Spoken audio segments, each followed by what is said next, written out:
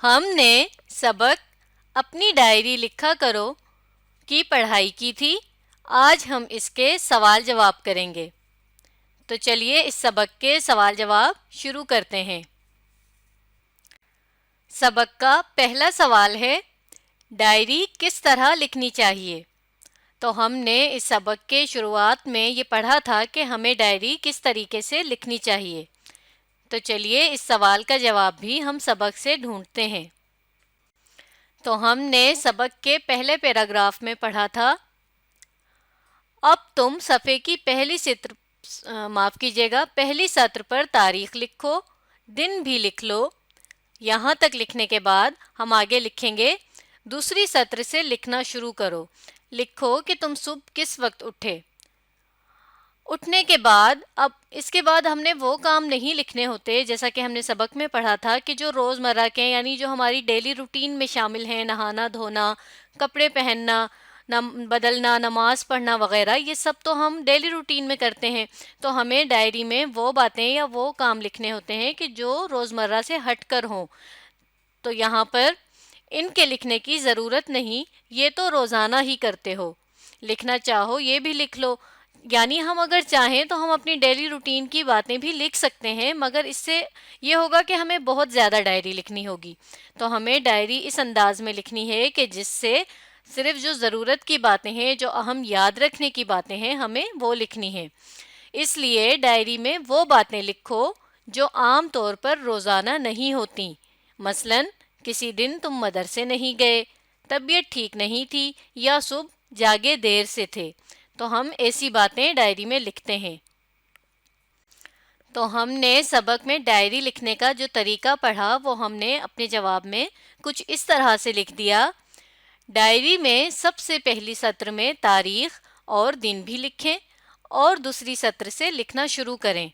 لکھیں کہ آپ صبح کس وقت اٹھے، اس کے بعد وہ باتیں جو عام طور پر نہیں ہوتی، جیسا کہ آپ کسی دن مدرسے نہیں گئے، یا صبح دیر سے جاگے، یا طبیعت ٹھیک نہیں تھی وغیرہ۔ تو یہ ڈائری لکھنے کا ایک طریقہ کار یا انداز ہوتا ہے۔ سبق کا دوسرا سوال ہے، ڈائری میں کون سی باتیں لکھنے کی ضرورت نہیں ہے؟ جی بتائیے۔ بالکل ٹھیک، ڈائری میں روزمرہ کی باتیں لکھنے کی ضرورت نہیں ہوتی، جیسا کہ جو ہم روز ڈیلی کرتے ہیں۔ تو چلیے سبق میں سے بھی اس سوال کا جواب دیکھ لیتے ہیں۔ یہاں پر دوسرے سوال کا جواب موجود ہے، جو کام روزمرہ کے ہیں، مثلاً نہانا دھونا، کپڑے بدلنا، نماز پڑھنا، ناشتہ کرنا، مدرسے جانا وہاں سے آنا، کھانا کھانا، آرام کرنا، کھیلنا، پھر پڑھنا یا گھر کا کام کرنا، یہ سب کام معمولات کہلاتے ہیں، ان کے لکھنے کی ضرورت نہیں، یہ تو روزانہ ہی کرتے ہو۔ تو ہم اپنے جواب میں بھی اسی لائنوں میں سے کچھ حصہ لکھ لیں گے۔ تو ہم اس سوال کے جواب میں کچھ حصہ سوال ہی سے لیں گے، جیسے ڈائری میں یہاں سے ہم کون سی کو کاٹ کر آگے لکھیں گے، روزمرہ کی باتیں لکھنے کی ضرورت نہیں ہے، جیسے نہانا دھونا، کپڑے بدلنا، ناشتہ کرنا، مدرسے جانا، وہاں سے آنا، یہ سب کام تو ہم روزانہ ہی کرتے ہیں۔ تو یہ وہ تمام کام ہیں کہ جو ہمیں ڈائری میں نہیں لکھنے چاہیے، یا ان کو لکھنے کی کوئی خاص ضرورت نہیں ہوتی، اور اگر ہم انہیں لکھنا چاہیں تو اس سے ہمارا اپنا ہی کام بڑھے گا، یعنی ہمیں بہت زیادہ ڈائری لکھنی ہوگی۔ سبق کا تیسرا سوال ہے، جس دن ڈائری میں لکھنے کے قابل کوئی بات نہ ہوئی ہو تو اس دن کیا کر سکتے ہیں؟ تو جیسا کہ روز تو ایسا نہیں ہوگا کہ کوئی نہ کوئی غیر معمولی بات، یعنی جو ہماری ڈیلی روٹین میں شامل نہیں ہے، کوئی ایسی بات روز ڈیلی تو نہیں ہوتی، تو کوئی دن ایسا بھی آ سکتا ہے کہ جس دن ہمارے پاس ڈائری میں لکھنے کے لیے کچھ ہو ہی نہ، تو اس دن ہمیں کیا کرنا چاہیے؟ ہم نے سبق میں اس سے متعلق پڑھا تھا، چلیے دیکھتے ہیں۔ تو یہاں پر اس سوال کا جواب موجود ہے، لکھنے کے قابل کوئی بات ہی نہ ہوئی اس دن چھوڑ بھی سکتے ہو۔ میرا مطلب یہ ہے کہ اگر کسی دن ڈائری لکھنے سے رہ جائے تو اس سے بددل ہو کر بالکل ہی چھوڑ نہ دینا چاہیے۔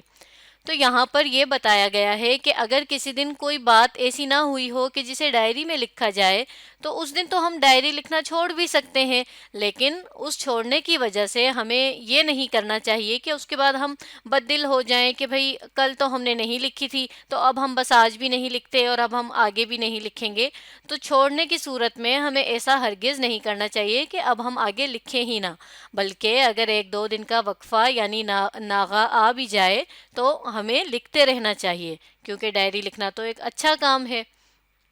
تو ہم اپنے اس سوال کا جواب اس طرح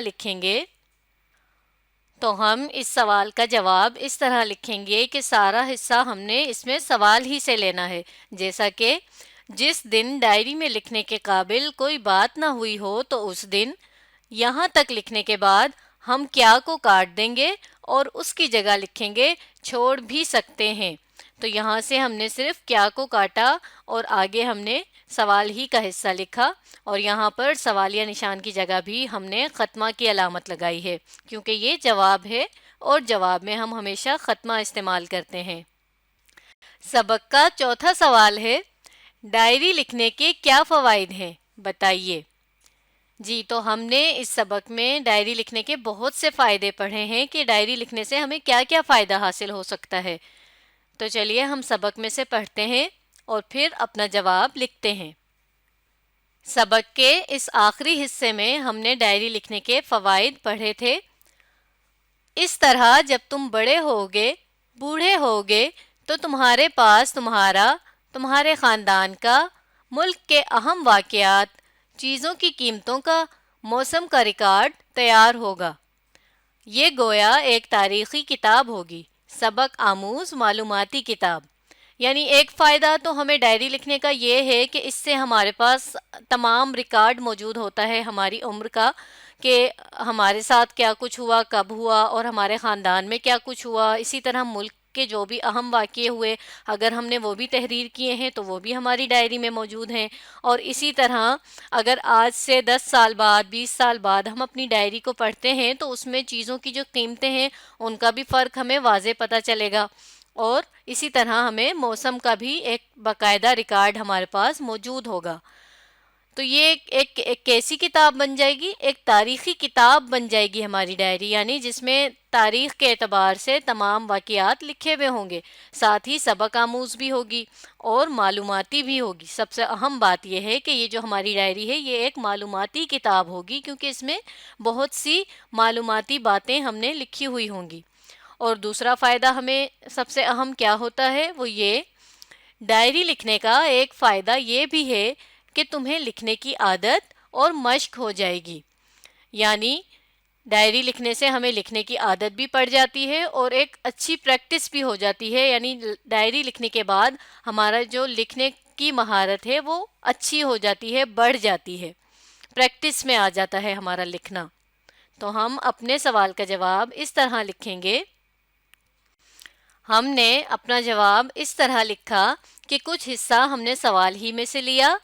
ڈائری لکھنے کے یہ فوائد ہیں کہ یہاں تک لکھنے کے بعد ہم نے آگے لکھا، ہمارے پاس ہمارے خاندان، ملک کے اہم واقعات، چیزوں کی قیمتوں اور موسم کا ریکارڈ ہوگا۔ یعنی یہ ایک تاریخی، معلوماتی اور سبق آموز کتاب ہوگی۔ اس کے علاوہ ڈائری لکھنے سے ہمیں لکھنے کی عادت اور مشق ہو جاتی ہے۔ تو یہاں پر ہم نے مختصر کر کے ڈائری کے 2 بڑے فائدے لکھ دیے۔ آج ہم نے سبق اپنی ڈائری لکھا کرو کے سوال جواب کیے۔